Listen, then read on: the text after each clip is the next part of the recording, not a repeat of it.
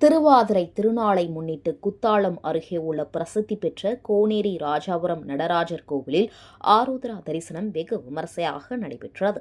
மயிலாடுதுறை மாவட்டம் குத்தாலம் தாலுகா கோனேரி ராஜாபுரத்தில் திருநாகேஸ்வரம் ராகு பகவான் சுவாமி திருக்கோவிலின் உபகோவிலான தேகசௌந்தரி அம்பாள் உடனுரை உமா மகேஸ்வரர் திருக்கோவில் அமைந்துள்ளது.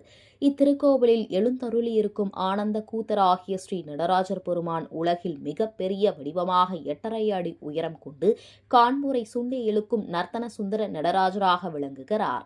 இத்தகைய சிறப்பு வாய்ந்த இக்கோவிலில் கடந்த 28ஆம் தேதி திருவாதிரை திருவிழா கொடியேற்றத்துடன் வெகு விமர்சையாக தொடங்கியது. இக்கோவிலில் தினமும் சிறப்பு அபிஷேகம், சதுர்வேத பாராயணம், திருவெம்பாவை பாராயணம், நீராஞ்சன தீபாராதனை ஆகியவை நடைபெற்று வந்தது. திருவாதிரை திருநாளை முன்னிட்டு இன்று அதிகாலை ஆருத்ரா தரிசனம் வெகு விமர்சையாக நடைபெற்றது. இதனை முன்னிட்டு அதிகாலை 3:30 மணிக்கு சன்னதி திறக்கப்பட்டு தேக சௌந்தரியம்பாள் உடனுரை நடராஜ பெருமானுக்கு பால், பஞ்சாமிரதம், சந்தனம், பன்னீர், சர்க்கரை, தேன், பழவகைகள் கொண்டு சோடச அபிஷேகம் நடைபெற்றது.